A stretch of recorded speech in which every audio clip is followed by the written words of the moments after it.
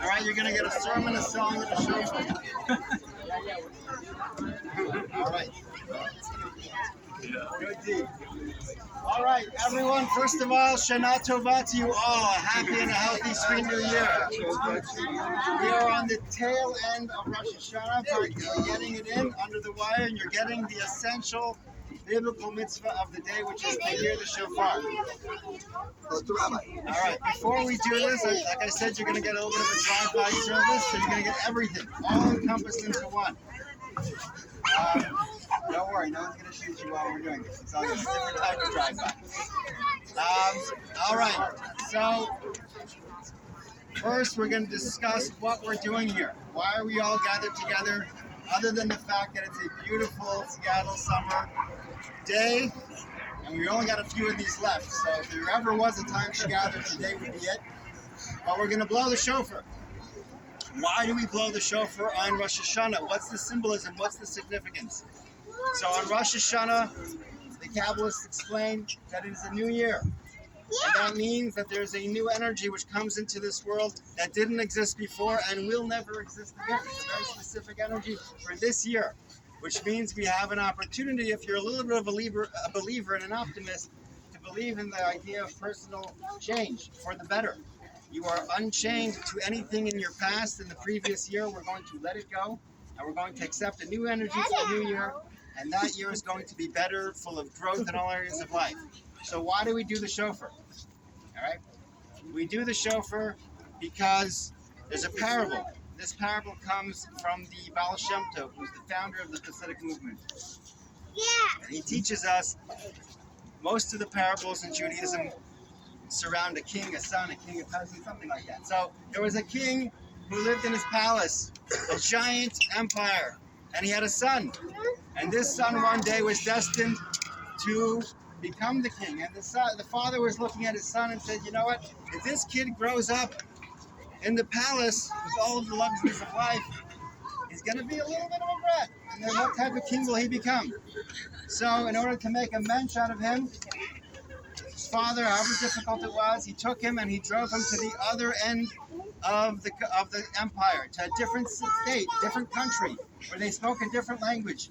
And he gave him a nice little chunk of money, and he told him, son, I believe in you, you're going to make it on your own, you're going to be a mensch, and one day we'll see each other again. And then I'll invite you back into the castle, but you cannot keep staying in the castle anymore. You've got to earn it, you've got to own it. And so the kid, the prince, arrives, and they didn't teach him budgeting classes in the palace, so he burned through that money right quick. And what is he going to do? He can't travel back to the castle and beg daddy for some more money. So, and he doesn't even know how to speak the local language. So all he can do is schlep. To schlep boxes on the dock is point this, put it there, point this. So he gets a job. So now the prince is schlepping boxes, and he just keeps schlepping day in, day out. Eventually, he learns the language, communicates with his friends. Maybe he gets an upgrade or two. He's the manager of the docks now, but he's still schlepping boxes. Maybe he gets from a studio apartment to a two-bedroom. Maybe he gets a little, if he cranes his neck the right way, he gets a bit of a view of the Puget Sound. But it's he's advancing in life, but he's always telling when you show I'm really the prince, and everyone laughs, yeah, you're the prince. Time goes by, years go by, and what happens is while he remembers he's the prince, he looks fully the part of what he is right now. And what ends up happening is, one day, here's an announcement, the king is coming through visiting this country. And he's like, oh, I gotta go visit my father. Finally, maybe it will be over. And the king's parading through, and he's trying to get to the parade, and he can't get to the parade. Then the king stops by the local palace, and he comes rocking up to the front door, knock, knock. And the guards are like, who are you? He's like, well, I'm the prince. They're like, yeah, you're not the prince. You're a boy from the docks. He said, no, I'm the prince. You gotta let me in. And they're like, well, you're like, what else is new? Everyone says to the prince they want to. You're not coming in. You don't look like one of us from the capital city. You can't even speak our language. And he tried to argue with it. Then he realizes that time has gone by so far that his original identity has completely been submerged. So much so that no one's recognizing who he really is. And out of the raw emotion, he lets out a cry from his heart. And the king is up in the palace. And suddenly he hears a voice. And it's not words, it's just the voice itself. And he's like, wait, I recognize that voice. That's my son's voice. And he comes running down and he invites him back into the palace and says, son, I'm so proud of you. You made it. Come back in. The parable is for Rosh Hashanah. We have our soul. Our soul existed before it came down into this earthly reality. And in that original version of reality, it spoke the language of the spirit, the language of passion, things that are higher. And then it comes down into this world because God wanted us to earn our spirituality and own it. And what happens is we get into this thing, we start schlepping boxes. We start working on the docks. We try putting all of our energy into upgrading from a studio apartment to a 2-bedroom. And then maybe from there if we can get a view. And it just keeps going. Life keeps eroding, comes at us, and we forget our language, our natural mother tongue, which is the language of the spirit, the language of passion, the language of connection. And life sometimes just bogs us down. It gets in the way. And then it comes a time like Rosh Hashanah, which is a special day, an opportunity at renewal, genuine renewal. And we come to the synagogue and we open up a prayer book and there's some strange words and we're trying to get through it. We're singing a song. The rabbi's trying to make a corny joke at a good sermon and inspire you. The chazan's going on a tune and we're trying to connect, but it's not working so well. It doesn't seem like our natural language. We're trying. And then comes the call of the shofar. There's no melody. There's no poetry. There's no words to it. It's just a raw cry of passion from the heart. And that cry is really coming from our essence, saying that God, calling up to God and saying, we want to connect, we want to transcend perhaps the nature of our current reality and manifest some spirituality into our new world, into our new year, a new energy. So that's what we're doing with the call of the shofar. I want to bless you all. We say Shana Tova Mituka, which means it should be a happy and a healthy, sweet new year. Why do we say sweet? Just say a happy year, a good year. Because technically, everything is good, right? If it comes from God, it must be good. But sometimes you really need a deep Kabbalistic explanation as to why it's good. However, sweetness doesn't need explanation why it's sweet. So we're asking God, Shana Tova Mituka should be the type of goodness that a rabbi doesn't need to explain to you why it's really deep or good. It should be awesomely just good. It touches the palate, it's obviously good.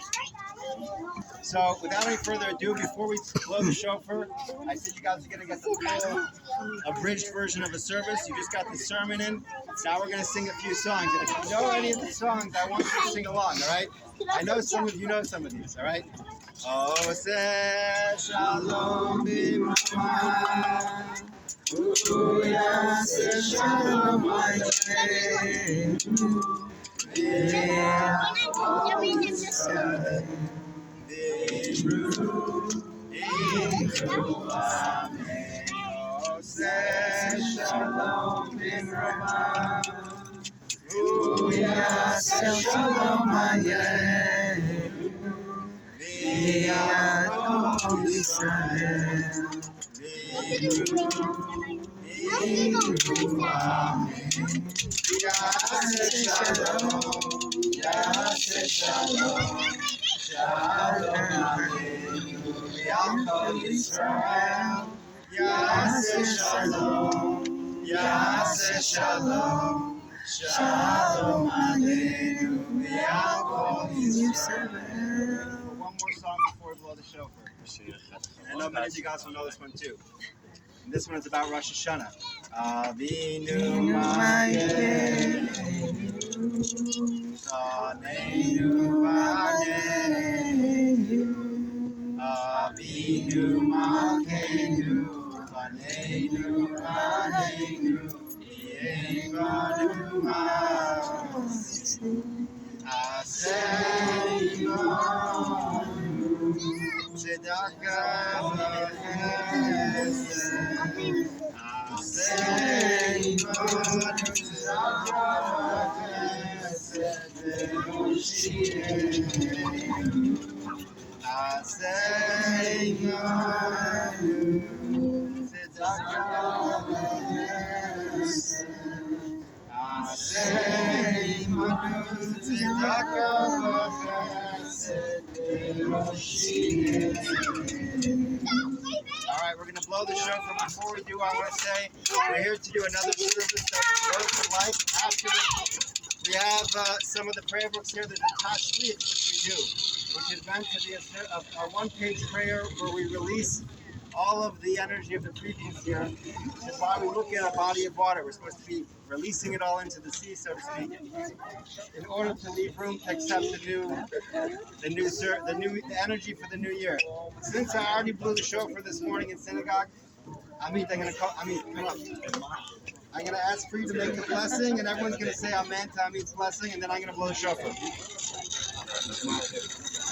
ברוך אתה, אדוני אלוהינו מלך העולם, אשר קידשנו במצוותיו וציוונו לשמוע קול שופר. ברוך אתה, אדוני אלוהינו מלך העולם, אשר החיינו וקיימנו והגיענו לזמן הזה. אמן.